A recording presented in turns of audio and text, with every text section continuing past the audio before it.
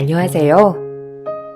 저는 얼마 전 유부녀가 될 뻔한 30대 여자입니다. 저와 친한 지인들은 어느 정도 파혼 이유를 알지만 잘 모르는 사람들은 갑작스럽게 파혼이 왜 결정되었는지 엄청 궁금해하고 있어요.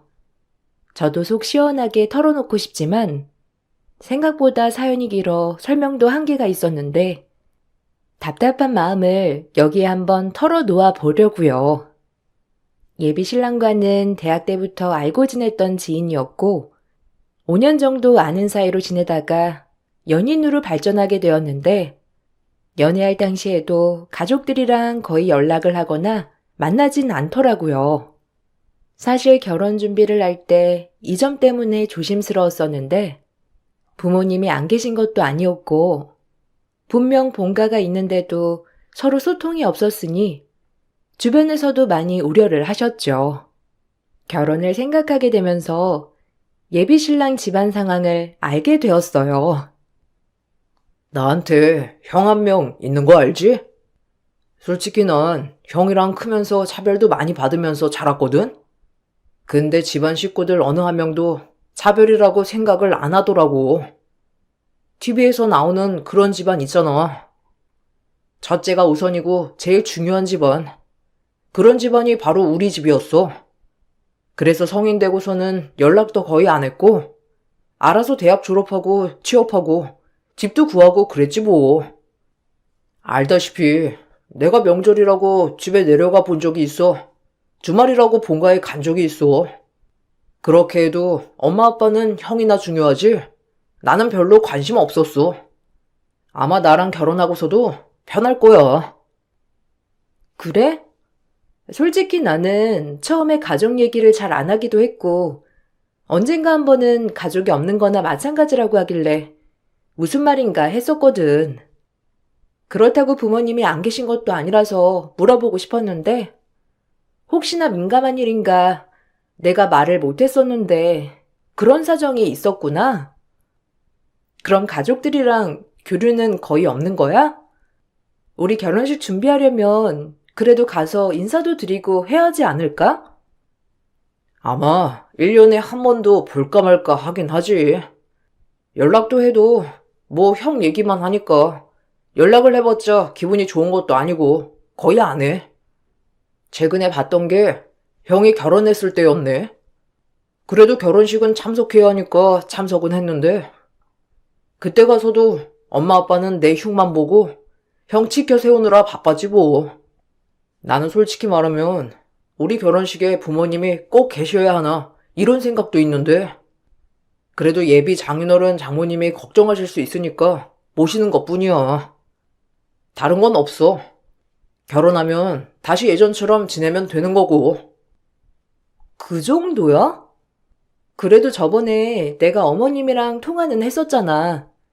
그때는 별다른 말은 없으시고 한번 오라고 반갑게 얘기해 주셔가지고 그렇게까지 생각은 못 했었는데 그냥 사는 지역이 멀어서 그렇구나 생각은 했었지. 자기가 그 정도로 생각하고 있을 거라곤 상상도 못 했어. 성인 되고 나서부터 그랬다니 자기도 참 힘들었겠다. 처음 예비 신랑이 털어놓은 얘기만 듣고서는 안쓰러운 마음이 컸어요. 결혼을 준비하면서 그래도 인사를 드려야 하기에 첫인사를 가게 되었는데 그렇게 여러 번 얘기를 들었던 것과는 다르게 시부모님도 그냥 평범하셨고 형과 형수님도 특별하게 이상하지 않았죠. 남편 말만 들었을 때에는 시집살이를 제대로 하겠다고 생각을 했었는데 생각보다 분위기도 좋아서 처음엔 놀랐어요. 지금 생각해보니 아마 결혼하기 전이라 숨겼던 것 같아요. 상견례도 무난하게 끝이 났고 분위기는 정말 화기애애했어요. 양가 부모님도 서로 조심스럽게 말을 하셨고 형과 형수님도 조용하고 차분하셔서 별다른 문제 없이 상견례를 마무리하게 되었답니다. 아무 걱정 없이 수월하게 결혼 준비가 시작될 거라 생각했던 찰나에 바로 제 걱정이 시작됐어요. 결혼식 날짜가 정해지고 점점 다가오면서 예비시댁 식구들 태도는 바뀌게 되었는데 첫 트러블은 예단 때문에 시작이 되었어요. 사실 결혼 준비는 친정에서 전적으로 진행하고 있었기 때문에 저흰 당연하게 주고받는 건 없다고 생각을 했었는데 뜬금없이 예비 시모가 전화와 예단 얘기를 꺼내더라고요. 내가 고민하다가 전화를 했어. 너네 집이 개혼이잖니? 자식이라곤 너 하나뿐 없으니까 이런 거 잘 모르실 수도 있겠다 싶어가지고 주변에 이것저것 물어보다 보면 알 수 있을까 싶어서 기다렸는데 더 기다리면 안 될 것 같아서 이렇게 전화를 했어. 사실 우리 집이 큰 집인 건 알지?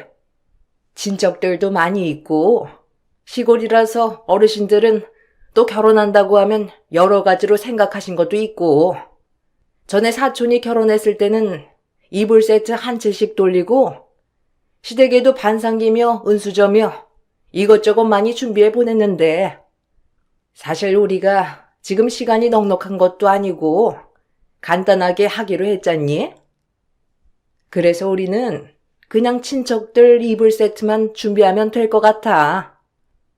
네? 아, 혹시 어머님, 제가 친척들 이불 세트 예단으로 준비를 했으면 좋겠다는 말씀이신가요? 죄송하지만 제가 승훈 씨한테 그 얘기는 아직 전달을 못 들어가지고요. 혹시 승훈 씨가 어머님께 따로 연락을 드리진 않았나요? 저번에 안 그래도 저희가 예단이랑 예물, 혼수 이런 거 어떻게 해야 할까 얘기를 많이 나눴거든요. 그래서 결정한 게 있는데 승훈 씨가 별말은 안 드린 건가요? 그런 걸 너네끼리 정하면 어쩌겠다는 거야? 그런 건 어른들끼리 정하는 거지. 내가 이럴 줄 알았어. 너희들이 뭘 안다고 그런 걸 정해? 안 그래도 상견례 때 이런저런 거 좀 얘기를 해보려고 했는데 아들이 절대로 그런 거 미리 꺼내지 말라고 하길래 내가 지금까지 기다린 거야. 그런 중요한 얘기는 어른들끼리 그냥 따로 얘기를 하는 게 나을 것 같구나. 너희 엄마 전화번호 나한테 말해줘. 내가 네 엄마랑 얘기를 할 테니까. 그게 아니라 저희 엄마랑 따로 얘기하실 거 없으세요? 어머님 저번에 아시다시피 저희 집에서 신혼집을 준비해 주신다고 하셨잖아요. 그때 상견례 때도 그렇게 말씀을 드렸었는데 그래서 혼수는 저희 둘이서 모은 돈으로 준비를 할 거고요. 예물이나 예단은 안 하기로 결정을 했어요. 이미 승훈 씨랑 이렇게 결정을 한 거라서 승훈 씨가 어머님께 아직 말을 안 꺼낸 것 같아요. 그게 지금 무슨 소리야? 결혼식에서 예단이 빠지면 어떻게 하니? 어떻게 해서든 해야지. 그걸 안 한다는 게 말이나 되는 소리니? 원래 예단은 며느리가 시댁 식구들한테 잘 봐달라고 하면서 주는 뇌물 같은 거야. 그걸 안 하면 너 내가 시집살이 시켜도 되겠네? 참, 아무리 모른다고 하지만 어떻게 이렇게 모르니? 에휴, 너희들이 뭘 알겠어. 네 엄마 전화번호 나한테 보내고 그런 건 니들끼리 그냥 함부로 정하지 마라. 전 너무 당황스러웠어요. 바로 예비신랑에게 이 얘기를 전했는데 예비신랑은 너무 정신이 없기도 했고 중요한 건 아니라 생각을 해서 아직 예비시모에게 말을 꺼내지도 않은 상황이더라고요. 상황을 듣더니 바로 자신이 해결하겠다면서 자신 있게 말을 꺼냈는데 다시 전화가 와서 받아보니 그전과 하던 말이 전혀 달라지더라고요. 자기 얘기 듣고 내가 엄마랑 통화를 했어. 일단 해결은 했는데 근데 자기 너무 엄마한테 대든 거 아니야? 아무리 그래도 우리 엄마가 어른인데 이러니 저러니 통보하는 건 좀 아니지. 애둘러서 얘기할 수도 있는 걸 그런 식으로 얘기하면 어떡해. 엄마가 지금 너무 속상하다고 하시더라.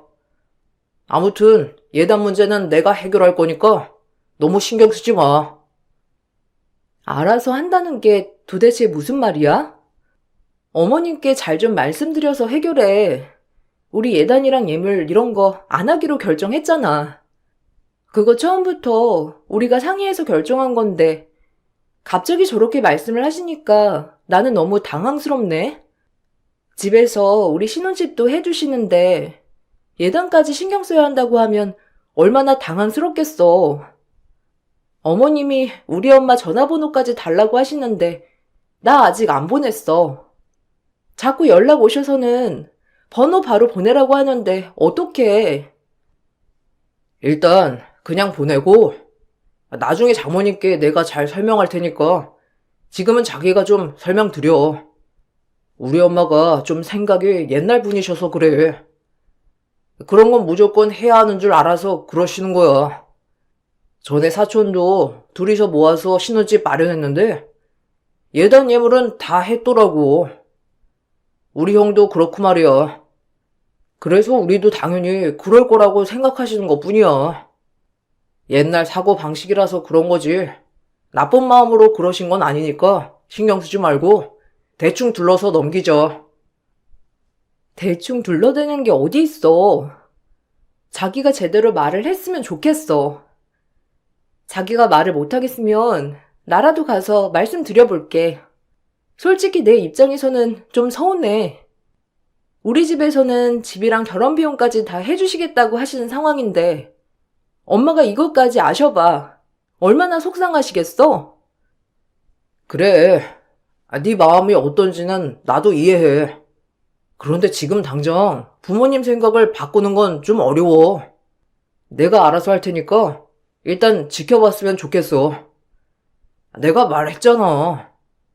우리 결혼하면 전처럼 교류 안 하고 살 거라고. 어머님께 말 못하겠으면 내가 전화해서라도 부탁을 해볼게. 전 설마 예비신랑이 진짜 엄마에게 연락을 해서 그런 부탁을 할 거라곤 생각을 안 했었는데 나중에 엄마한테 물어보니 남자친구가 전화가 와서 부모님이 옛날 마인드라 예단이나 이런 걸 중요하게 생각한다며 자신이 해결할 테니 시모 말에만 맞춰달라며 부탁을 했다는 거였어요. 저는 그 말을 듣고선 친정 부모님을 무시하는 걸까 싶어서 어이가 없었고 파혼까지 생각을 했지만 이후에 예비 신랑이 집으로 찾아와 진심으로 사과하고 반성한다며 말을 했고 그 모습을 보면서 친정 부모님도 조금 더 지켜보는 게 좋을 것 같다고 하셔서 넘어가게 되었죠. 그 사건 이후로 시모가 좀 조용해지는 듯 보였지만 얼마 못 가 다시 저에게 연락을 해 오시더라고요. 자기가 생각을 해보니 며느리한테 너무 소홀했던 것 같다면서 시간 될 때 예비 신랑에게는 말하지 말고 시댁으로 오라고 하셨어요. 전 무슨 일인가 싶어서 일이 끝나고 찾아갔답니다. 이거 너한테 내가 주려고 준비했어. 내가 시집 올 때 받았던 예물인데 대대로 내려오는 우리 집 갑오 같은 거야.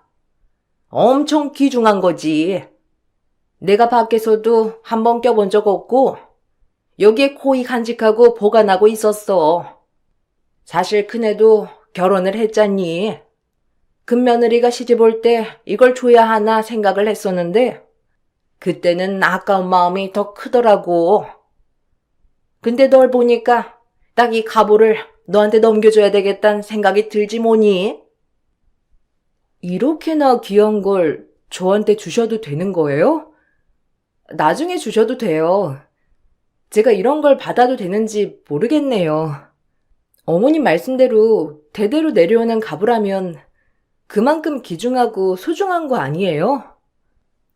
그렇지. 대대로 내려온 거라 엄청 소중하고 귀중한 거야. 그런데 내가 너 시집 온다고 인사 올 때부터 주고 싶었다니까. 가족들 온 마음이 담긴 예물이니까 네 취향이 아닐 수 있어도 소중하게 잘 간직하렴.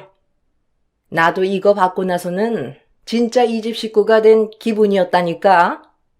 세월이 흘러가지고 조금 오래되긴 했지만 그래도 대대로 내려오던 거니까 이 마음을 네가 알아주면 정말 좋겠네. 아무리 예물을 서로 안 한다고 해도 그래도 이렇게 의미 있는 거면 얼마나 좋니? 혹시나 이거 받고 고민하고 있으면 그때 보니 아버지 시계 차고 계시던데 그거라도 물려주시라고 해. 네?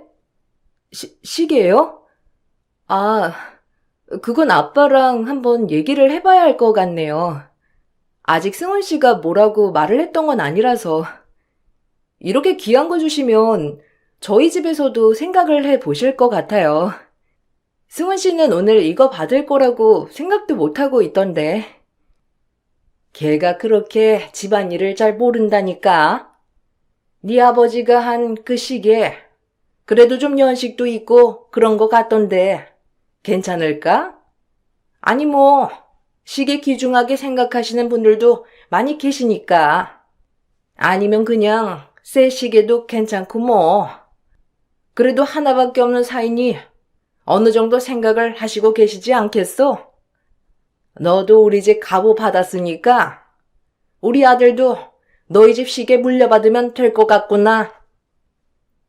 처음에는 시모 말에 의아했지만 나중에 상황을 알고 나서는 시모가 하는 말이 무슨 의미인지 알게 되었어요.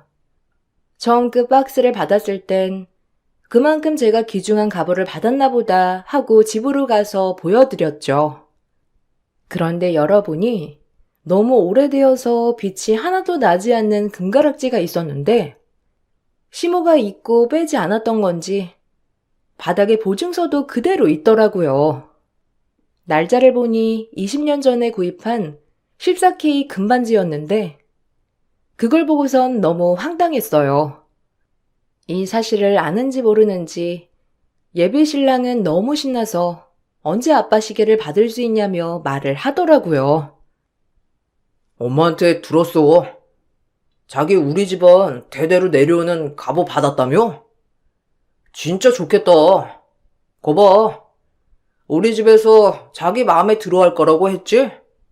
엄마가 형수님한테는 그렇게 안 했는데 너를 며느리로 인정했나 봐. 그거 형수님한테도 안 줬던 건데 엄마가 그만큼 자기 마음에 들었다는 거라니까.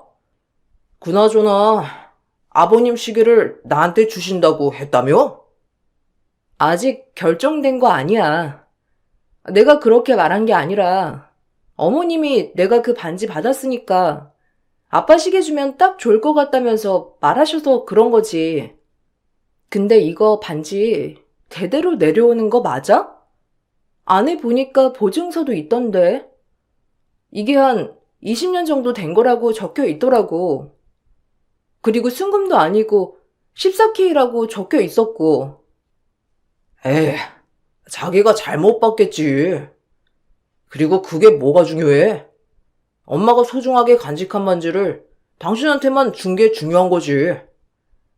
형이 결혼할 때는 꺼내지도 않은 게 우리 엄만데 그걸 당신한테만 챙겨준 거라니까? 그래? 그럼 형 결혼할 때 형수님은 어떤 거 받으셨는데? 들어보니 그래도 예물 예단 다 해갔다면서 하시는 것 같던데. 아마 형이 그렇게 결혼을 하셨으니 당연하게 예물 예단 생각을 하시는 것 같은데. 그래도 어떻게 했는지 좀 알면 내가 참고할 수 있지 않겠어? 형수님은 그래도 정석대로 했지. 이불 세트 주변에 쫙 돌리고 반성기랑 무슨 은수저 세트랑 현금도 다 준비해서 줬지. 그래서 엄마가 엄청 뿌듯해서 여기저기 자랑을 엄청 했다니까. 근데 형수님 그렇게 준비할 때도 엄마 아빠랑 엄청 난리 쳐가지고 받았던 거라고 하긴 하더라. 그것 때문에 말이 좀 많긴 했었는데 그래서 그런지 엄마가 예물은 별로 잘 안 챙겨줬던 것 같아. 엄마랑 아빠가 워낙 난리였어야지. 그래? 그럼 형은 처가댁에 뭐 하셨는데? 그래도 형수님께서 그 정도 하셨으면 뭔가 형도 처가댁에 뭐 해주신 거 아니야? 아니면 지금 사시고 있는 집 자기 형이 준비한 거야? 몰라. 아마 아무것도 안 했을걸? 처가댁에는 지금 사는 집 형이 마련한다고 했는데 거의 다 대출이긴 하지. 돈이 많은 건 아니니까. 어쨌든 형이 그만큼 잘났으니까 여자 쪽에서 그 정도로 한 거 아니겠어? 그쪽 집안에서는 형이 이 집 마련했는 줄 아니까 예단이나 이런 거 신경 써서 보냈던 것 같고, 엄마나 아빠는 그런 상황 잘 모르니까 당연히 여자 쪽에서 예단 이런 거 잘해오는 줄 아신 거지 뭐. 나도 하도 오래돼가지고 잘 기억은 안 나네. 어쨌든 그때랑 지금이랑 엄마가 생각이 좀 바뀌셨나 봐. 이런 것도 자기한테 챙겨주고.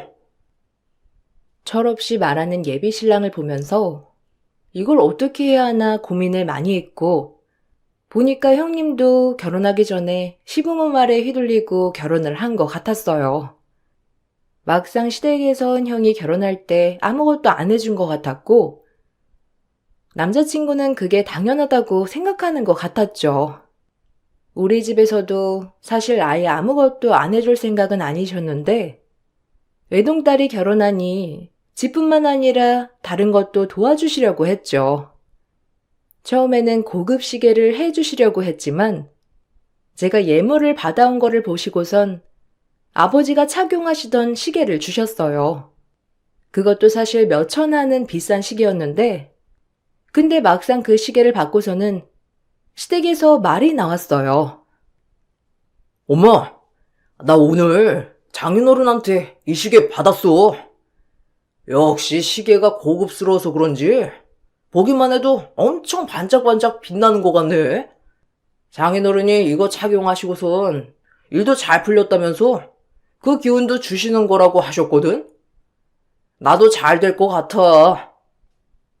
아이고, 너는 참 속도 좋다. 중고가 그렇게 좋디? 아니, 너네 집은 그렇게 잘 살면서 하나밖에 없는 사위에서 새 거 사줄 여력은 없으시다니? 나였으면 그 정도 돈 있으면 새 걸로 사주겠어. 에휴, 우리 아들이 저렇게 속이 좋아서 어쩔 거야. 얘, 너네 집에서는 하나밖에 없는 사위 이렇게 대접하니? 왜? 나는 이거 마음에 드는데? 엄마 이게 얼마인 줄 알아? 이거 1,000만 원 넘는 시계야. 솔직히 내 능력에 이 정도 시계 사는 거 얼마나 부담인데. 솔직히 나는 이것만 받아도 엄청 만족해. 아버님, 어머님은 새 걸로 사주시겠다고 하셨는데 엄마가 갑오를 줬으니까 아버님도 갑오를 주신다고 이걸로 주신 거야. 뭐? 아이고 참, 며느리랑 사이랑 같다? 너는 그걸 그 앞에서 헤헤거리면서 다 받았어? 이왕이면 새 걸로 주시라고 해야지. 쓰던 걸 주는 게 어디 있어? 네가 거기서 제대로 대접을 못 받는가 보다. 가서 제대로 대접받아야지. 중고를 받는 사이가 세상에 어디 있어? 나한테는 때 묻은 금가락지 하나 주시고서는 새 예물을 바라시는 시모를 보면서 현타가 왔어요. 문제는 예비 신랑도 시모 얘기를 듣고선 점점 생각이 바뀌었는데 처음에는 좋다고 잘 착용하고 다니던 시계를 갑자기 다시 포장을 해서 저한테 다시 전달을 해 주더라고요. 생각을 해보니까 아버님께서 아끼시면서 착용했던 시계인데 내가 너무 철없이 생각 없이 좋다고 받았던 것 같아. 그 자리에서 괜찮다고 말을 했어야 하는 건데 내 생각이 너무 짧았어. 이거 잘 닦아서 다시 포장해 놓았으니까 아버님께 다시 돌려드려야 할 것 같아. 갑자기 왜 그래? 그래도 자기 이거 받고 좋아하지 않았어?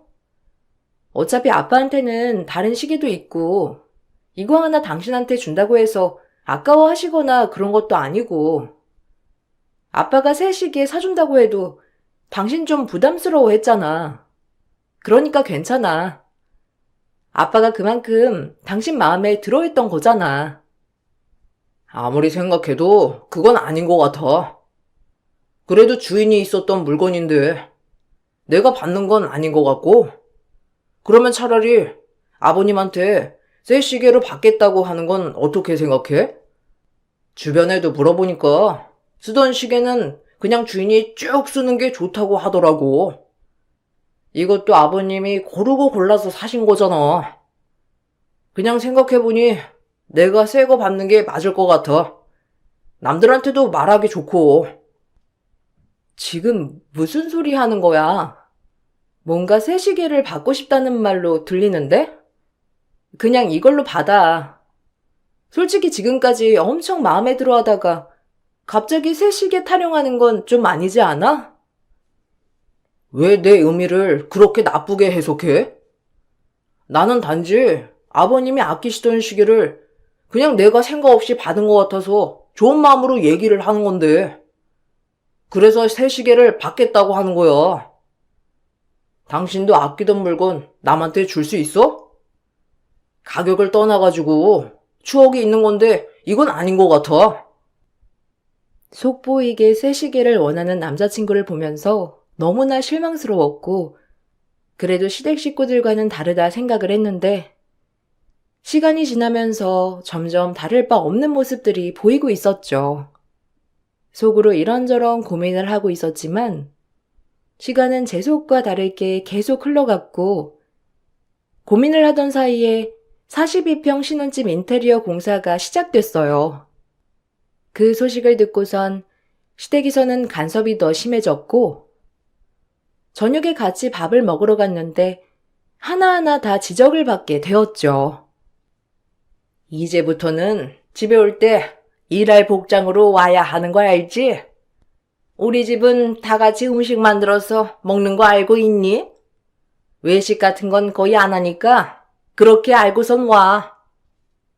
그리고 너, 이제부터는 손톱 그렇게 꾸미고 다니는 건 그만해야 되겠어. 짧게 다르고 단정하게 하고 다니렴. 머리도 밝은 색보단 어두운 색으로 염색하는 게 좋을 것 같고. 네가 전에는 손님이었지만 이제는 우리 식구 아니니? 어머님, 제 머리가 원래 좀 밝은 색이라서 그런 거지 염색을 한 건 아니에요. 손톱은 제가 유일하게 있는 취미라서 좀 이해를 해주시면 안 될까요? 손톱이 너무 길다고 생각이 드시면 제가 여기서 더 짧게 자를 순 있어요. 그래도 컬러 바르는 건 제가 이걸로 스트레스를 풀고 있으니까 이해해 주시면 감사할 것 같아요. 그런 거 바르는 거 우리 집에서는 딱 질색이야. 색도 바르지 말고 그냥 단정하게 자르고 다녀. 그리고 애라도 낳으면 그거 다 애한테 안 좋은 거 모르니?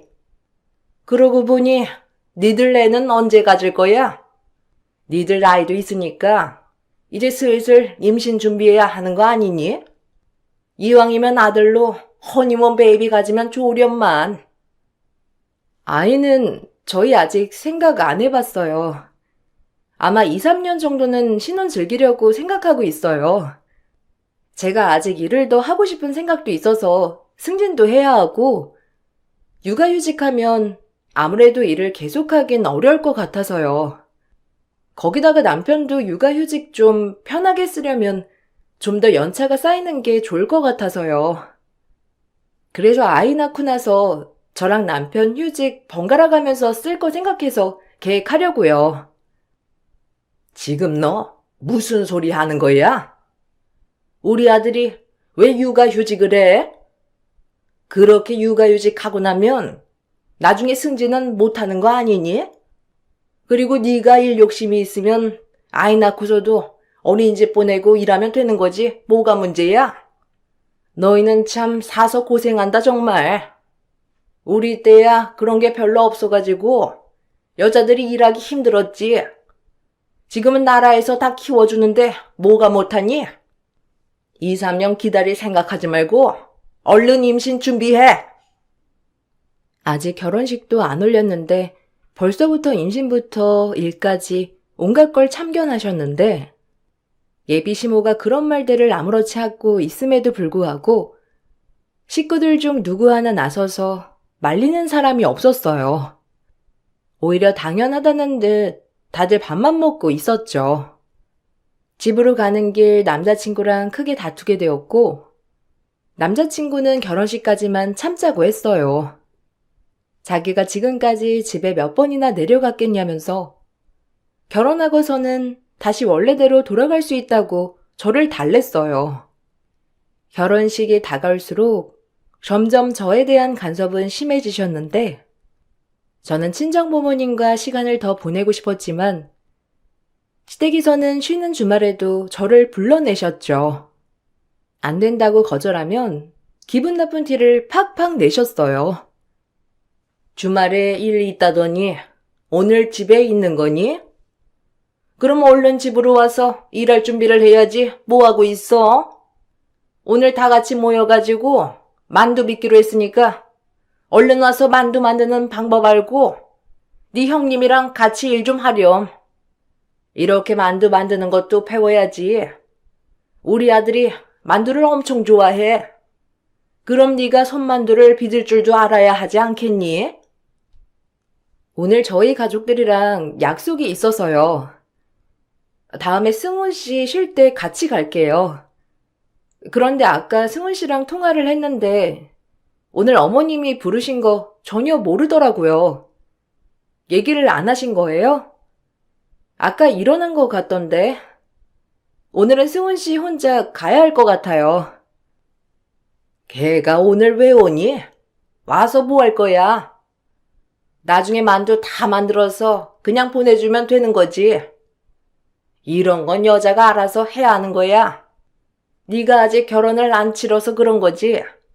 원래 여자는 결혼하면 출가 외인이야. 너희는 이제 신혼집도 마련했고 혼인신고만 안 했지. 부부나 마찬가지인데 이제 친정에 정을 떼야 하지 않겠니? 결혼하면 매일 친정에 들락날락하면 주변 사람들이 혹시나 결혼 잘못된 거 아닌가 말 나오고 안 좋아. 그러니까 지금부터라도 친정 들락거리지 말고 시댁에 좀 자주 와서 지내. 얼른 준비하고 와. 어머님, 그렇게는 안 될 것 같아요. 저희 가족들이랑 먼저 약속한 일이고 오늘 부모님이랑 같이 보내려고 하거든요. 이해해 주실 거라 생각해요. 다음에 승훈 씨 시간 될 때 그때 같이 내려가 보도록 할게요. 너 그런 식으로 하다가 내가 시집살이 하면 어쩌려고 그러니? 지금부터라도 나한테 점수 따야 나중에 결혼 생활이 편하지 않겠어? 그러지 말고 잘 생각해서 내려와. 나중에 고된 시집살이 당하고 울지나 말고. 제가 끝까지 안 내려가니 시모는 저에게 시집살이를 기대하라는 문자까지 아무렇지 않게 보내셨어요. 참고 참았던 인내심이 바닥날 때쯤 솔직히 한편으로는 예비 시보만 이렇게 절 괴롭히니 결혼식만 끝내보자란 생각이 있었는데 예비 시보만이 문제는 아니었어요. 신혼집 인테리어가 거의 마무리가 되어갈 때쯤 갑자기 예비 형님이 신혼집 좀 보자면서 연락이 오셨죠. 뜬금없는 연락이라서 뭘까 싶었는데 그래도 처음 연락이 오신 거라 같이 신혼집에 가게 되었어요. 아휴, 왜 이렇게 인테리어를 했대? 너무 촌스러운 거 아닌가? 여기 공간을 좀 잘 쓰려면 이렇게 하면 안 되는 건데. 역시 살림을 안 하던 사람이 인테리어를 해서 그런가? 주변 공간이 영 별로긴 하네. 동서는 이런 거 정하기 전에 나한테라도 상의를 좀 해보지 그랬어. 어떻게 이렇게 인테리어를 했대? 도련님은 뭐라고 안 했어? 어차피 주방 살림은 제가 자주 할 수 있는 것도 아니고 일단은 거실을 좀 편하게 쓰고 싶어서요. 그거 신경 써서 하다 보니까 주방 공간이 좀 좁아졌나 봐요. 형님이 보시기에는 좀 좁다 생각이 드실 순 있겠네요. 그래도 저희가 저녁까지 다 회사에서 해결을 하고 있어가지고 굳이 그 공간을 넓게 쓸 필요는 없을 것 같아요. 그거야 동서나 그런 거지. 여기서 살림하려면 좀 불편하긴 하겠다. 안 그래도 어머님이 동서 인테리어 하는 것 좀 봐보라고 하셨는데 내가 진작에 와볼 걸 그랬네. 어쨌든 여기 냉장고 공간이고 식탁은 여기쯤 놓이면 되겠다. 화장실은 2개지? 차라리 안방 화장실을 없애고 드레스룸을 좀 더 넓게 하는 게 나을 것 같은데? 형님은 마치 자기 집을 둘러보는 듯 이곳저곳 꼼꼼하게 체크를 하셨고 처음엔 왜 이렇게 꼼꼼하게 보실까 싶었는데 며칠 후 그 속셈을 알게 되었어요. 시숙내로 식사 초대를 받아 간 날 사건이 벌어졌는데 가보니까 음식은 없고 음식 재료만 주방에 준비가 되어 있더라고요. 제가 신발을 벗자마자 형님은 절 보더니만 갑자기 앞치마를 저에게 내밀었죠. 여기 이거 앞치마.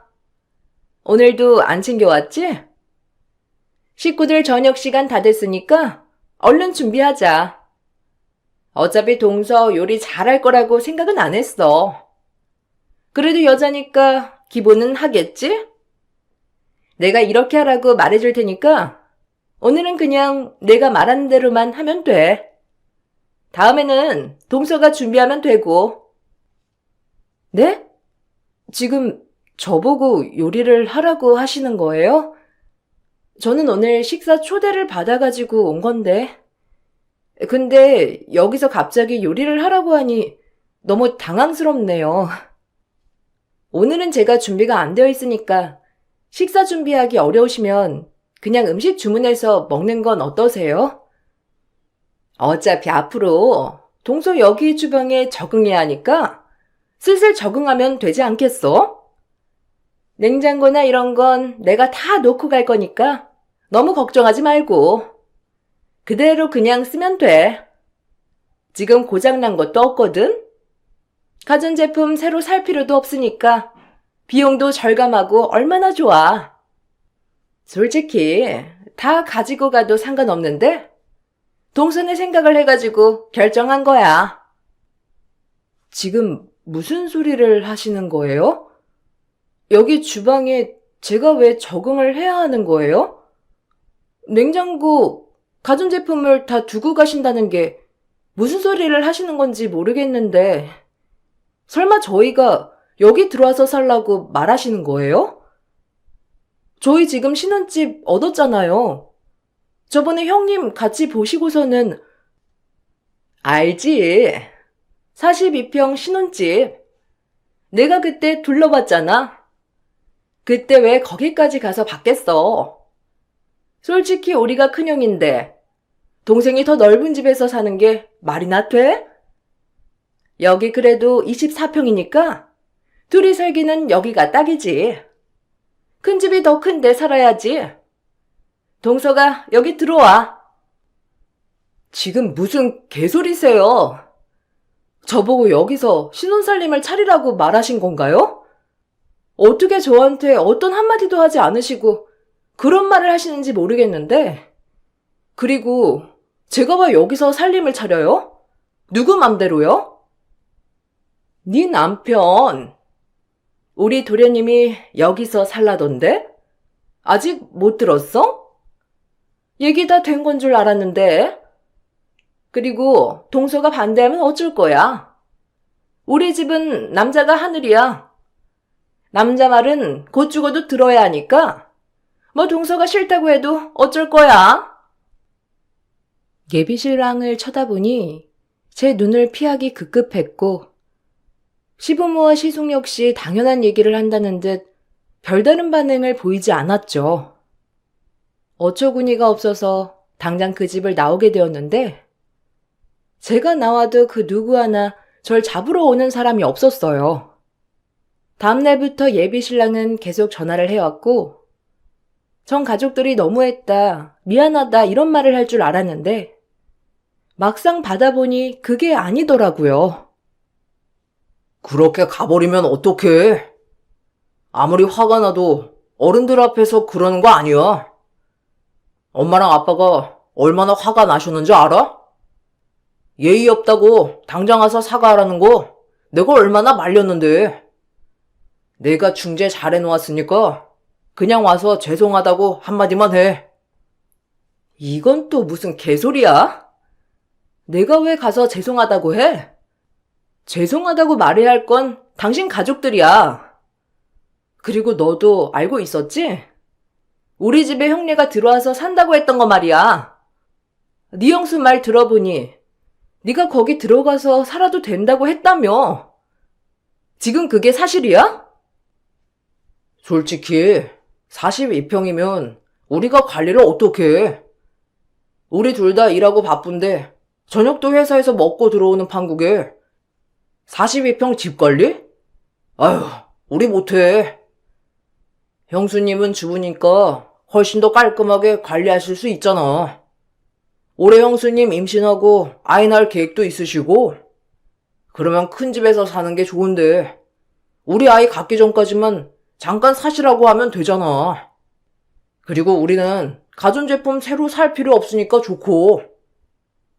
너 등신이야? 그게 말이 되는 일이라고 생각해? 그리고 그 집을 왜 당신네가 마음대로 산다 만다 하는 거야? 그 집 우리 집에서 해준 거 벌써 까먹었어? 애초에 거지 같은 집이랑 결혼하겠다고 한 내가 등신이지 누굴 탓해. 너랑 더 이상 말해서 뭐 하겠어? 결혼 안 하겠으니까 그렇게 알아. 뭐? 거지 같은 집안? 너네 집은 얼마나 잘났길래 그따위로 말을 하는 거야? 집 하나 해준다고 지금 유세 부리는 거야? 그럴 줄 알았어. 엄마가 처음에 네 귀 못 잡으면 평생 처갓집에 끌려다닐 거라고 하더라. 너 하는 말 들으니까 딱 내가 그럴 것 같네. 너 후회하지나 마. 나중에 무릎 꿇고 싹싹 빌어도 내가 용서해주나 봐. 전 예비 신랑의 말에 남아있던 정마저 다 떨어져 버렸어요. 예비 신랑은 결혼 준비를 하면서 시댁 식구들의 말에 휘둘리고 있었고, 결국에는 자기 가족 편을 들기 시작하더라고요. 더 이상 같이 살 수 없다고 생각을 해 파혼을 선언했답니다. 처음에는 저를 괘씸하게 생각했던 예비 신랑, 예비 시댁에서도 제가 완전히 끊고 파혼을 선언하자 태도가 바뀌었죠. 미안하다며 여러 번 절 찾아왔고, 술 취해 행패를 부리기도 했는데 전 스토킹으로 고소를 했고 접근 금지도 신청했답니다. 결혼 준비를 하면서 들었던 비용들은 위자료로 청구를 했고, 그렇게 저흰 헤어지게 되었어요. 그렇게 끝을 내고서도 억울했는지 예비 신랑은 멍청하게 주변에 파혼한 이유를 꺼냈더라고요. 당연히 주변에서는 예비 신랑 예비 시댁이 이상하다고 생각했는지 점점 예비 신랑 주위 사람들은 다들 떠났다고 하더라고요. 결국 예비 신랑은 거의 회사에서 외톨이가 되어서 그만두었고, 들어보니 그 가족들은 지금도 서로를 탓하면서 매일 다투고 있다고 하더라고요. 제일 비난을 받는 사람이 형님이라고 하던데, 아마 시모는 그 집안 아들을 평생 혼자 늙어 죽게 만들 모양인 것 같아요. 큰형네도 이혼 소송할 것 같다는 소식을 마지막으로 저도 이제는 그 집안에 관심을 끊었답니다. 지금은 유학을 준비하고 있는데 부모님께서도 더 늦기 전에 넓은 세상 보고 오라며 권해주셨고, 저도 다른 나라에서 여러 가지 경험해 보고 오려고요. 인생의 뼈아픈 교훈을 얻게 되었지만 지금 생각해보면 많이 성장할 수 있었던 계기가 되었던 것 같아요. 여러분들은 자기 자신을 성장시킬 수 있었던 계기가 있었나요? 여러분들 얘기도 듣고 싶네요. 제 사연 들어주셔서 감사합니다. 세상에는 정말 다양한 사람들이 있지만 제 편이 되어줄 사람들이 훨씬 더 많은 것 같아요. 모두들 행복하세요. 안녕하세요. 저는 시누이 셋의 막내만 아들인 집안에 시집을 간 30대 직장인입니다. 사실 결혼하기 전에는 시누이가 셋이라는 말을 듣고선 정말 깜짝 놀랐어요. 아무래도 아들이 귀한 집이구나 생각이 들었죠. 보통 아들이 귀한 집안에 시집을 가게 되면 며느리를 많이 부려먹는다고 흔히 얘기를 하잖아요. 그래서 저도 처음에는 걱정을 많이 했었는데 막상 결혼을 하기 전에는 시누이부터 시부모까지 저에게 정말 잘해주셨어요. 더군다나 저희 할아버지와 시부모님 할아버지가 서로 동네 친구였다는 사실을 아시고 저를 더 좋아하셨어요. 오히려 제가 너무 고정관념에 사로잡혀 있었나 싶었을 정도였어요. 그렇지만 결혼을 하고 나서 정말 제가 알던 사람들이 맞나 싶을 정도로 변했죠. 결혼을 하자마자 시댁의 일은 온통 제 차지가 되었어요. 이번 주말에 몇 시에 올 거니? 안 그래도 좀 일찍 오라고 하려고 전화했어. 음식 준비 미리미리 해야지. 주말에 네 시누이들도 다 온다는데 다 모이면 제대로 먹어야 하지 않겠니? 장도 봐야 하고 바쁘니까 금요일에 일 끝나자마자 내려와. 알았지? 네? 주말에요? 어머님, 저 주말에 약속 있어서 이번 주는 못 내려가요. 이번 주는 남편만 보낼게요. 몇 달 전부터 약속한 거라서 빠질 수 없어서요. 미리 말씀을 해주셨으면 시간이라도 조정을 해봤을 건데 이미 정해진 거라 이번 주는 힘들겠네요. 그게 무슨 말이야? 가족 일보다 급한 게 뭐가 있다고? 이번 주에 못 온다고 해? 며느리가 빠지면 되겠니? 그럼 음식은 누가 하고? 급한 일 아니면 그냥 이번에는 좀 빠져. 결혼하고선 가족 일이 제일 급한 일이지. 그것보다 급한 게 뭐가 있다고 그래?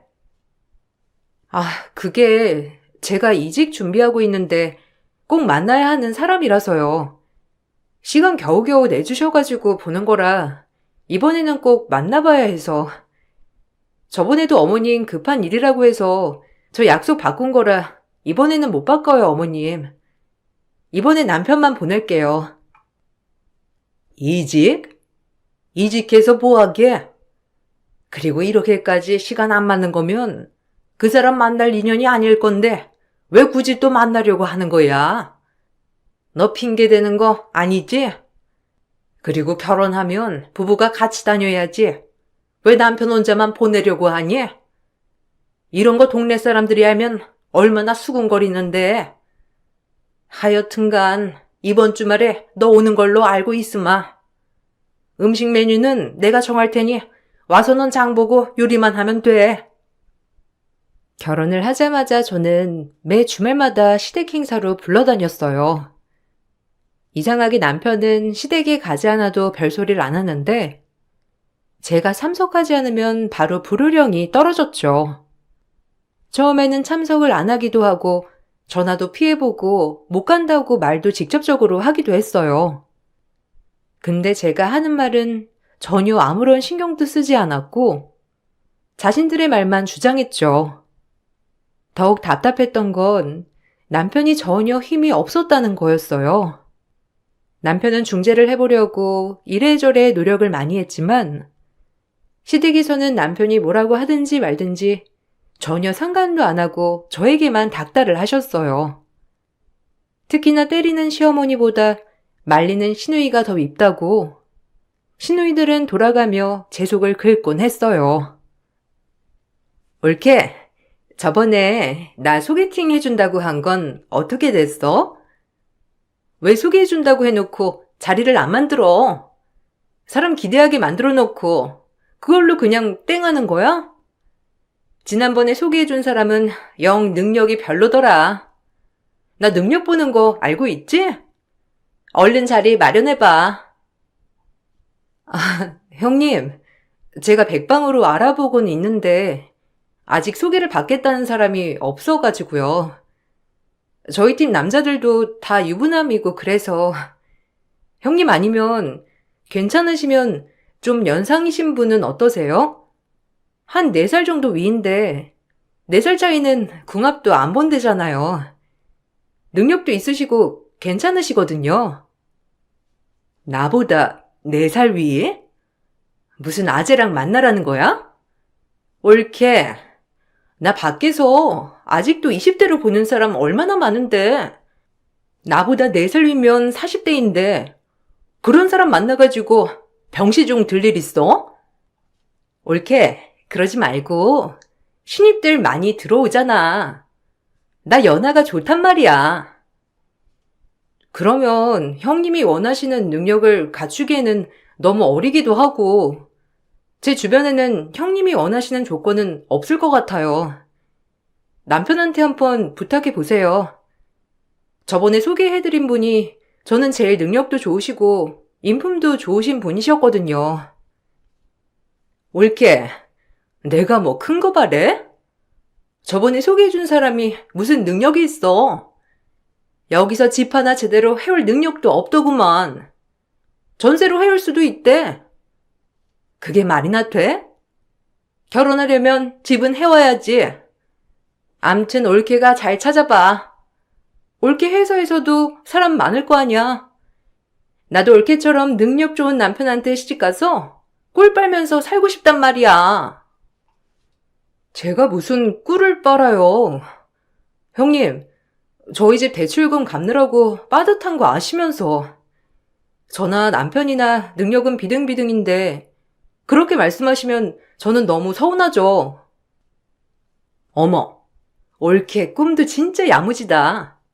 그 정도면 능력 좋은 남편이지. 옳게 정도에 더 능력 좋은 사람 만날 수 있었겠어? 솔직히 우리 집만큼 좋은 집안이 어디 있다고? 누가 시집살이를 시키기래? 아니면 모시고 살라고를 해? 그런 거 하나도 없고 얼마나 좋은 집안에 시집 왔는데? 첫째 신우는 정말 철이 없어도 너무 없었고 직업으로 비교를 하면 안 되지만 동네 작은 사무실에 파트타임으로 사무 업무를 보면서 남편감은 집 한 채는 떡하니 해올 수 있는 사람을 바랬죠. 거기다가 능력뿐만 아니라 나이도 많지 않았어야 했어요. 처음에는 멋모르고 큰 신우에게 소개팅을 해줬다가 오히려 저만 욕을 먹게 되자 그다음부터는 절대로 소개팅을 주선해주지 않았어요. 그다음부터는 큰 신우는 저에게 매번 볼 때마다 남자 소개를 해달라며 난리법석이었어요. 둘째 신우는 어릴 적 남동생과 차별을 당한 것을 제가 부당함에 대한 빚을 갚아야 한다고 생각하더라고요. 옳게, 내가 어릴 적에 얼마나 집에서 차별받았는지 알아? 옳게는 편하게 살아서 모르겠지만 막내가 저렇게 큰 건 다 우리가 희생해서야. 엄마 아빠도 남동생이라면 우쭈쭈 우쭈쭈 난리고 뭐 하나 우리 챙겨준 것도 없고 그래도 우리가 지금까지 막둥이 귀엽게 생각해서 봐줬으니까 이렇게 잘 자란 거지. 옳게는 우리한테도 잘해야 하는 거 알지? 그래서 말인데 나 돈 좀 빌려줘. 갑자기 돈이요? 저번에 형님 급하시다고 해서 제가 100만 원 보내드렸잖아요. 일주일 후에 갚는다고 하시고선 그것도 아직 안 갚으셨잖아요. 형님 저번 주에 월급 받았다면서 여행 갔다 오겠다고 하셨잖아요. 근데 갑자기 돈이라뇨? 아, 다 쓸 데가 있어서 그래. 어차피 올케가 돈 관리하는 거 아니야? 그냥 남동생 돈 누나한테 준다 생각하고 주면 되지. 뭘 그렇게 꼬치꼬치 다 캐물어? 내가 올케한테 하나하나 다 보고해야 돼? 직장도 아니고 내 상사도 아니면서? 보고하라는 게 아니라요. 형님 저번에 저한테 빌리신 돈도 다시 갚으시지 않으셨고 솔직히 이번에 월급 받은 돈으로 여행 갔다 오신다고 하셨을 때도 좀 그랬거든요. 제 돈은 안 갚으시고 여행 가신다고 하니까 근데 또 돈 빌리시니까 제가 궁금해서 물어보는 거예요. 와, 옳게. 지금까지 돈 빌려준 거 그렇게 다 계산하면서 살았어? 나 진짜 무섭다. 옳게 그렇게 안 받는데 다 일일이 계산하면서 살았었네? 내가 안 갚는데? 그럼 돈 빌린 사람은 여행도 다니지 말라는 소리야, 뭐야? 옳게, 내가 말했지? 우리 집에서 모든 혜택 다 진욱이가 받다고. 그렇게 진욱이가 잘 큰 건 우리가 양보해서라니까. 그거 다 우리 덕이니까 옳게는 우리한테 잘해야 하는 거 아니야?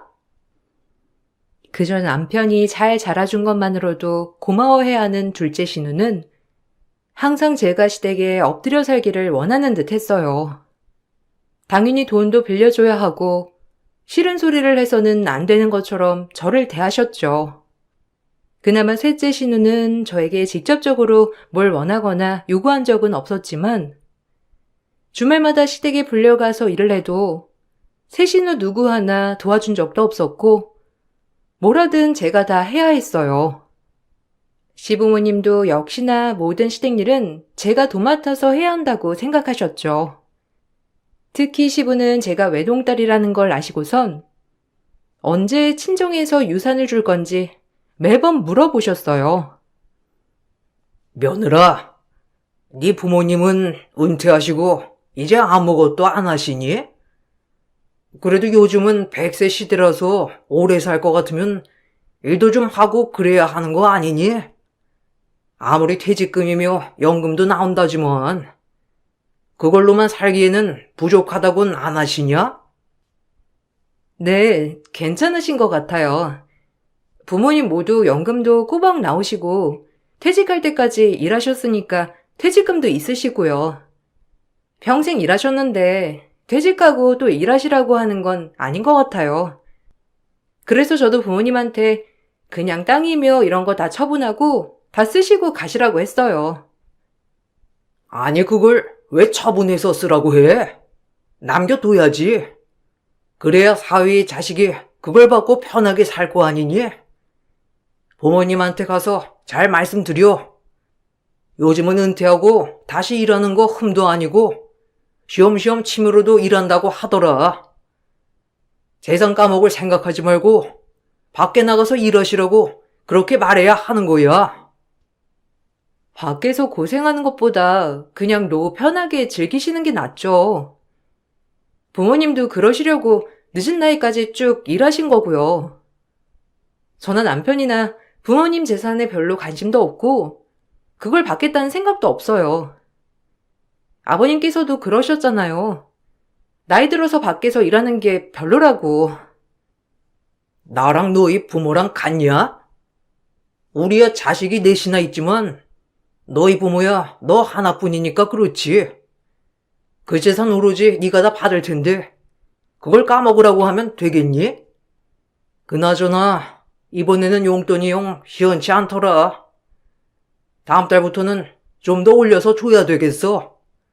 그걸로 밖에서 뭘 살 수 있다고 고작 그만큼만 주는 거야? 시부는 돈에 계산적인 사람이셨고 당신은 나이 들어 밖에서 일하는 건 못하시지만 우리 부모님은 밖에서 일하시면서 돈 벌고 절대 재산은 쓰지 말아야 한다며 앞뒤가 맞지 않은 말만 하셨어요. 아마 오로지 재산을 다 받는 사람이 저일 테니 콩고물이 혹여나 자신들에게도 떨어질까 싶어 그런 말을 하셨던 거겠죠. 시부모님께서는 60대 이후로 일을 그만두시고 자식들에게 용돈을 받으며 생활하셨어요. 저는 모두 같이 주는 줄 알았는데 저희는 부부이니 2배로 받겠다는 말도 안 되는 요구도 하셨죠. 그 사실을 알고서는 시누이들과 똑같이 드리겠다고 했더니만 시모께서 너무 서운해 하시더라고요. 아니 오늘 들어온 돈 보니까 저번에 준 것보다 반밖에 안 되던데 뭐 잘못 넣은 거 아니니? 한번 확인해봐. 안 그래도 오늘 이것저것 내야 하는 날인데 이렇게 적게 들어오면 안 되는데 얼른 확인하고 나머지 넣어줘 지금. 어머님, 저희 잘 체크하고 보냈어요. 저번에 말씀드렸다시피 저희도 지금 여유로운 게 아니라서요. 그리고 그 정도면 거의 남편 월급 절반 이상 보내드린 거예요. 저희 내년에는 집도 이사 가야 하고 이래저래 머리 아픈데 돈도 못 모으고 있고 그래서 도저히 안 될 것 같아요. 아니 내가 아들을 어떻게 키웠는데 이런 식으로 대접하니? 네가 우리 집에 와서 한 게 뭐가 있다고 그래? 고작 돈 몇 푼 주는 거 가지고 생색이란 생색은 타내면서 그러는 이유가 뭐야? 내가 받아야 할 거 받겠다는데 헛소리 하지 말고 원래 넣던 대로 넣어. 어머님, 말씀드렸잖아요. 저희 그렇게 여유로운 편 아니라고요. 저희도 이제 아이도 생각해야 되고 이사도 생각해야 하는데 지금 어머님 아버님께 드리는 용돈 말고도 주말마다 이거 필요하다 저거 필요하다 하시면서 돈 받아가시고 저희 정말 힘들어요. 그럼 너희가 좀 더 열심히 노력해서 돈을 더 벌면 되는 거 아니니? 그렇게 쉬운 걸 니들이 못 해놓고선 왜 우리한테 난리야? 그리고 진욱이랑 너 상의는 하고 이렇게 보내는 거니? 우리 아들은 그렇게 안 하고 싶은데 네 고집으로 그러는 건 아니고? 매달 보내드리는 용돈 때문에 부담스러워 줄였을 때에도 시모는 아들은 원하지 않는데 며느리가 이렇게 한 거라 생각하셨고 저에게만 화를 내셨어요. 정작 용돈 보내는 걸 부담스러워한 건 남편임에도 불구하고 제가 말을 해봤자 믿으시지도 않으셨죠. 남편은 남편대로 스트레스를 받고 있었어요. 매번 저와 남편이 싸우는 이유는 단 하나, 시댁 때문이었거든요. 여보, 나 진짜 당신이랑 싸우고 싶지도 않아. 솔직히 우리 집 때문에 이렇게 다투니까 너무 스트레스고 당신도 알잖아. 우리 집 사람들 내 얘기 전혀 신경도 안 쓴다는 거. 아무리 내가 그러지 말라고 해도 우리 집 사람들 내 말 듣지도 않고 하고 싶은 대로 다 하고 사는 사람들이야. 당신 스트레스도 이해해. 나도 그래서 고민이라니까. 당신이 진짜 고민이라면 이걸 어떻게든 해결하려고 해야 하는 거 아니야? 근데 지금 봐봐. 시댁에서 당신한테는 전화 한 번 안 하면서 지금도 나한테만 전화하시고 계시잖아. 당신은 혼자 시댁 가면 안 되는 거고 나는 혼자서 시댁 가도 괜찮은 거고 시댁 온갖 뒤치다거리는 내가 해야 하는 거고 이게 정말 말이나 된다고 생각하냐고. 아무리 당신 말 안 들어도 당신이 듣게 해야지. 나도 미치겠어. 당신한테 왜 자꾸 그러는지 나도 미치겠다고. 내가 절대 그러지 말라고 매번 얘기는 하는데 다들 왜 그게 스트레스 받는지 전혀 이해도 못하고. 그냥 그러지 말고 우리 집 사람들 전화도 다 차단하고 그럴까? 그래야 이게 끝날 것 같아. 전화를 차단한다고 끝이 날 것 같아? 저번엔 내가 전화 안 받으니까 사무실까지 전화하셨더라. 사무실 전화도 연결 안 되면 찾아오려고 하셨대. 왜 그러셨냐? 급한 일 있으셨냐고 물어보니까 비행기표 알아봐 달라고 하려고 그러신 거더라고. 이게 말이나 돼? 고작 비행기표 알아봐 달라고 하려고 내 전화에 수십 통 전화하시고 사무실까지 날 찾는 전화하신다는 게 말이 되냐고. 그날도 당신한테는 전화 한 번 안 하셨잖아. 피한다고 될 일일까, 이게? 남편과 저는 매번 스트레스를 받았어요. 제 스트레스 때문인지 아이를 가져보려고 해도 매번 초반에 유산이 되었고, 결혼 1년이 지나면서 임신 소식이 들리지 않자 시댁에서는 제 몸에 이상이 있다고 확신하고 말하셨죠. 어느 날 집에 보약이 배달이 되었길래 봤더니 시모가 보내셨더라고요. 전화를 해보니 시모는 제 임신을 걱정하며 보내셨던 거였어요. 주변에 물어보니까 임신 안 될 때는 몸을 잘 보살펴야 한다고 하더라.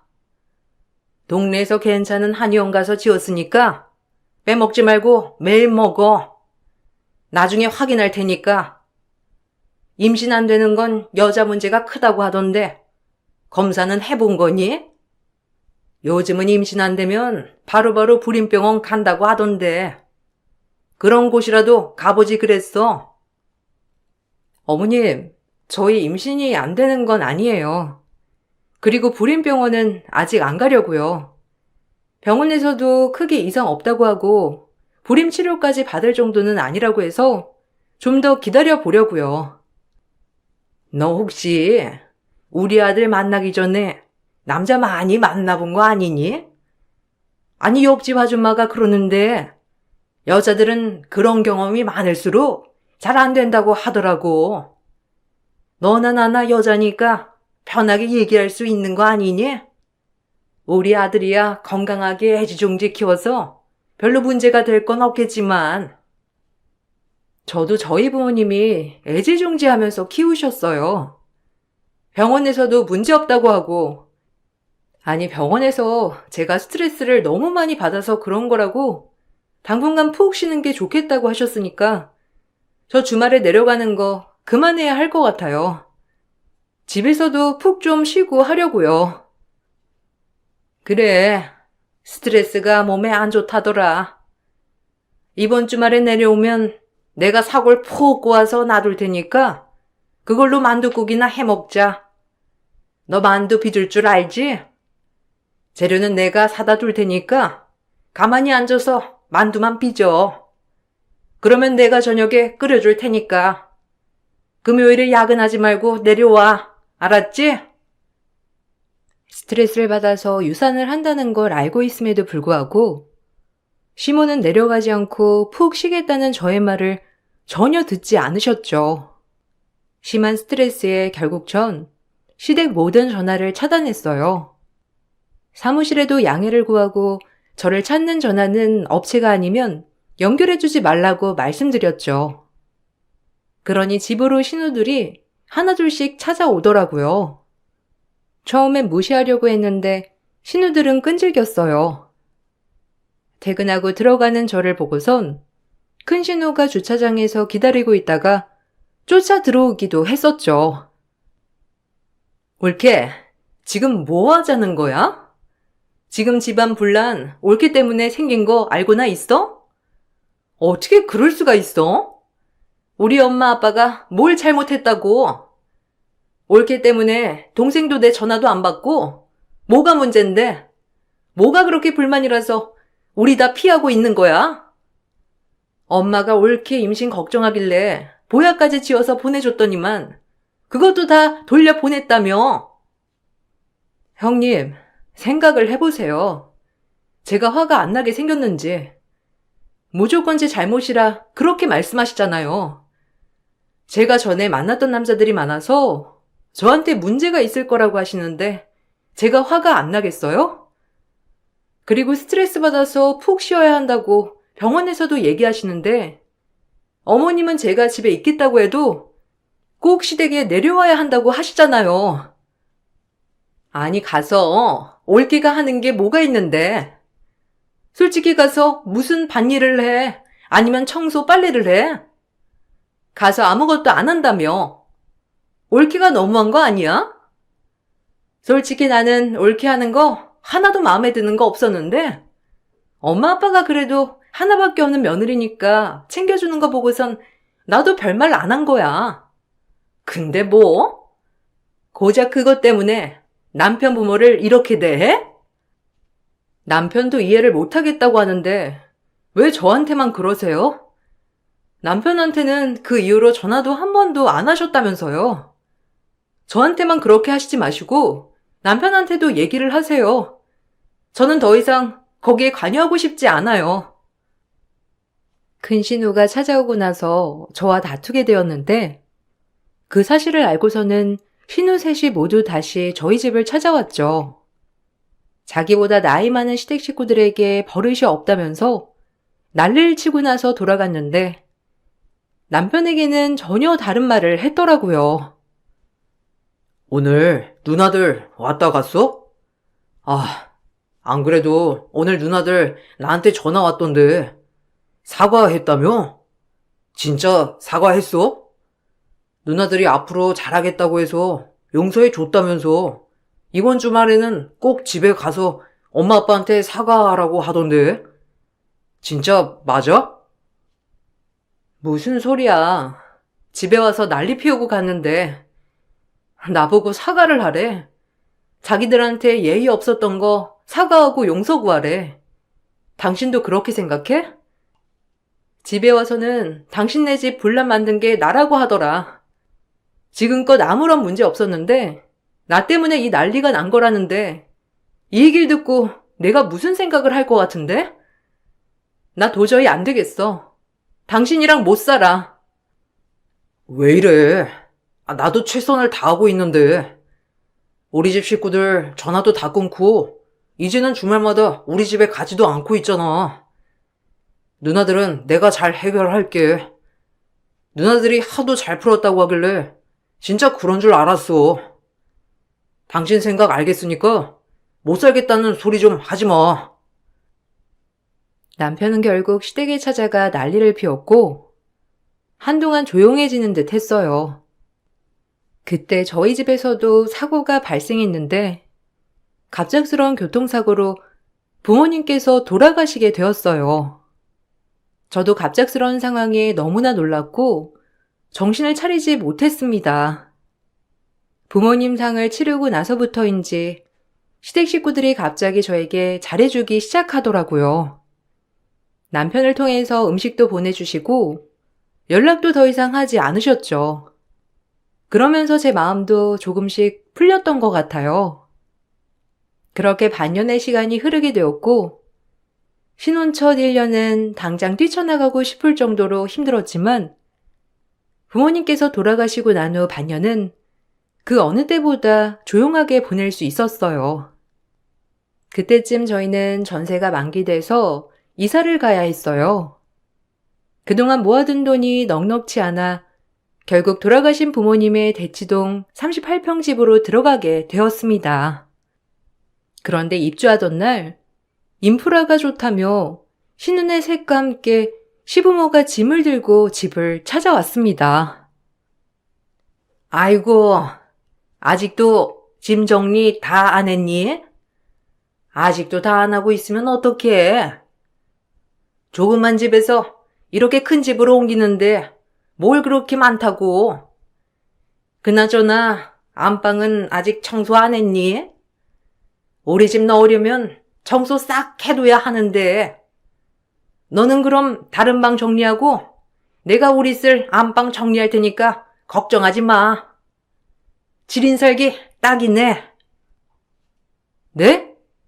어머님, 그게 무슨 소리세요? 어머님이며 형님들이며 이게 무슨 짐들이에요? 저희 집에 같이 사시려고요? 지금까지 아무런 말도 안 하시고는 저희 집에서 같이 사신다는 말씀이세요? 그래. 이 큰 집에서 너희 둘이서만 살면 얼마나 헛헛하겠어.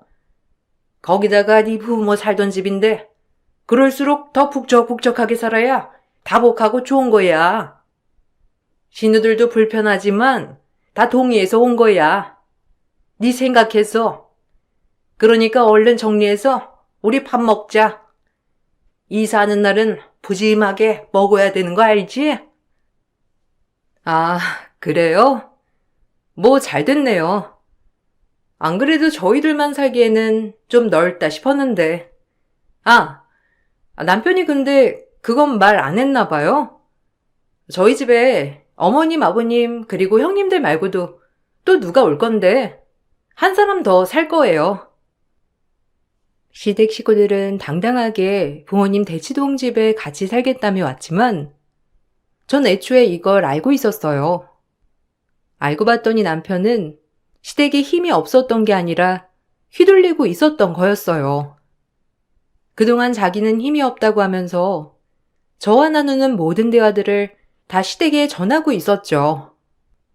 우연히 남편이 시모와 통화하는 것을 듣고선 입주날 시댁 식구들이 쳐들어올 거라는 걸 전 이미 알고 있었습니다. 그래서 깜짝 선물을 준비했는데 바로 제 할아버지셨어요. 남편의 할아버지와 제 할아버지는 동네 친구셨어요. 그래서 전부터 잘 알고 계셨는데 아주 예전에 시부가 사고를 쳐 돈이 필요할 때 할아버지가 도움을 주셨던 적이 있었어요. 제가 시댁으로 시집을 가게 되면서 할아버지는 그냥 넘어가셨고 시골로 내려가셨는데 이번에 할아버지를 부르기로 했습니다. 역시나 시댁 식구들은 할아버지 얼굴을 보고선 깜짝 놀라더라고요. 아유, 어르신. 아유, 어떻게 여기까지? 오늘 솜이 입주한다고 해서 오신 거세요? 이삿날이라 정신이 좀 없죠? 안 그래도 저희가 좀 도와주려고 왔는데 어르신까지 계실 줄이야. 어르신, 잘 지내셨죠?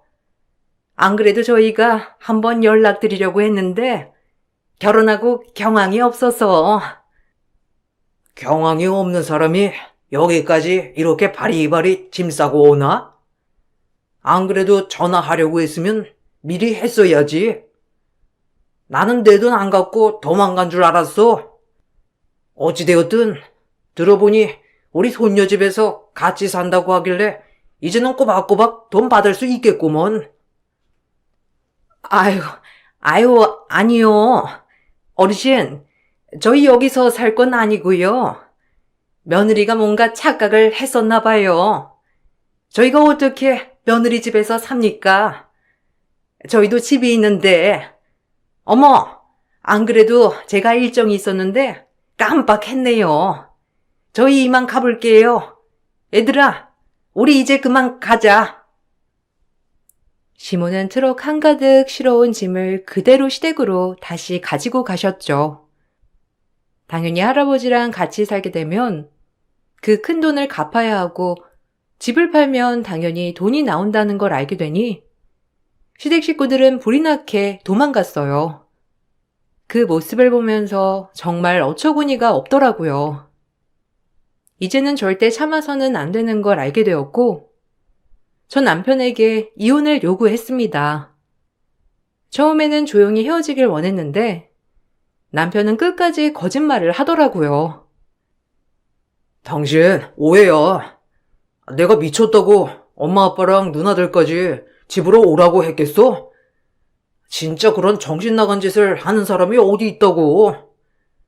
그냥 가족들이 밀어붙인 거지. 내가 그런 거 아니라니까.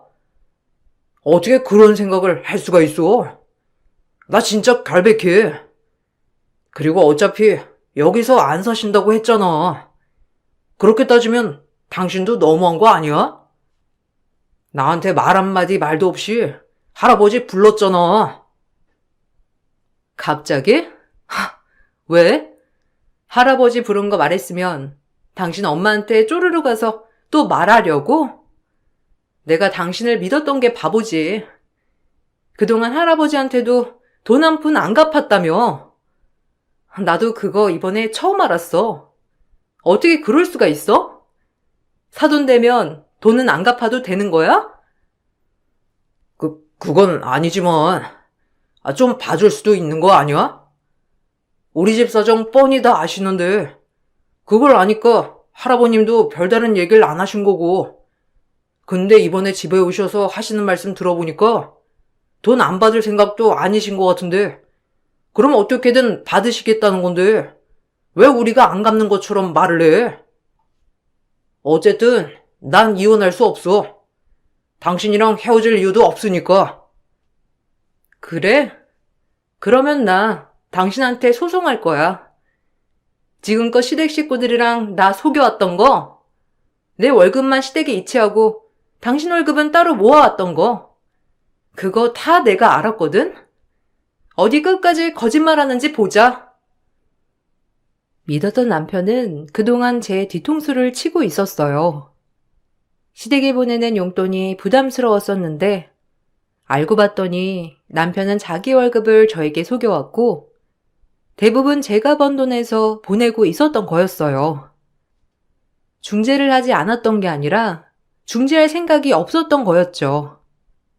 시댁 식구들은 저희 부모님이 돌아가시고 난 후부터 대치동 집에 들어가려고 6개월가량을 저를 위하는 척 연기를 했던 거였고 어느 정도 제 마음이 풀리는 것처럼 보이니 바로 들이밀었던 거였습니다.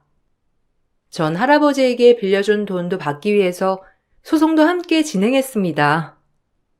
당연히 수천만 원의 돈을 빌려줬다는 것이 증거로 있었고 갚기로 했던 날짜도 이미 훨씬 지나갔기 때문에 소송은 수월하게 마무리될 수 있었죠. 남편에게도 위자료 청구를 했을 뿐만 아니라 시모에게도 위자료 청구를 진행했습니다. 양측의 전 위자료를 받고 이혼을 할 수 있었어요. 남편은 나중에 미안하다고는 하더라고요. 소미야, 정말 내가 미안해. 내가 그러려고 한 게 아니라, 솔직히 우리 집 알잖아. 아들만 중요한 거. 누나들도 나 때문에 고생했고, 엄마 아빠도 나 한번 제대로 키우려고 고생하셔서 그냥 한번 보답해드리고 싶었어. 그냥 그 생각인 것 뿐이었는데, 이제 다시 생각해보면 너한테는 내가 정말 잘못했던 것 같아. 미안해. 이제 와서 내가 당신이랑 살던 2년 동안 얼마나 암흑 속에서 살았는지 뻔히 알면서 그런 소리를 해? 당신 진짜 너무한다, 정말. 그렇게 나 속이면서 기만하니까 재미있었니? 아니야. 미안했어. 근데 괜찮을 거라고 생각했어. 당신은 부모 사랑도 많이 받아온 사람이고, 솔직히 부모님한테 유산도 받으니 넉넉하니까 괜찮을 거라고 생각했어. 당신 대치동 집에 들어갈 때도 솔직히 걱정 많이 했잖아. 그래서 그냥 겸사겸사 밀어붙이면 괜찮을 거라고 생각했어. 미안해. 됐고, 앞으로 당신이랑 이렇게 통화할 일도 마주할 일도 없을 거야. 평생 죽을 때까지 당신 소식 들리지 않았으면 좋겠다. 이후 시댁은 난리가 났다고 하더라고요. 살고 있던 집도 정리하고 작은 집으로 이사를 간다고 했어요. 당연히 있던 집도 다 정리하고 처분했으니 전보다 더 어려워졌고 겨우겨우 남편이 일하면서 나머지 식구들도 책임지고 있다고 하더라고요. 이혼하고 얼마 안 돼서 남편이랑 같이 하는 지인이 요즘 남편이 집에서 도망갈 궁리를 하는 것 같다며 저에게 슬쩍 말해줬답니다. 처음에는 저도 할아버지에게 돈을 빌린 걸 모르고 있었는데 나중에 알고 보니 제 결혼식 날에 마주하면서 알게 됐다고 하더라고요. 그래서 지금 생각을 해보면 시댁에 갈 때마다 왜 이렇게 할아버지 안부를 물으셨는지 이유가 있었던 것 같네요. 시댁 식구들은 저희 할아버지에게는 돈을 뺐고 저희 부모님에게는 집을 뺐고 저에게는 월급을 뺐으면서 편하게 살려고 했는데 더 일이 커지기 전에 다행히 모든 사실을 끝내게 되었어요. 불행 중 다행이라고 해야 할까요? 더 늦기 전에 이렇게 끝내게 돼서 다행이라 생각한답니다. 저는 할아버지가 계신 지역으로 이사를 갔어요. 다행히 회사 지점이 있어서 그쪽으로 근무를 하게 되었고 지금은 전보다 마음도 편해졌네요. 제 긴 사연 들어주셔서 감사합니다. 저도 앞으로 힘내서 열심히 살아보려고요. 여러분들도 항상 힘내시고 행복하세요.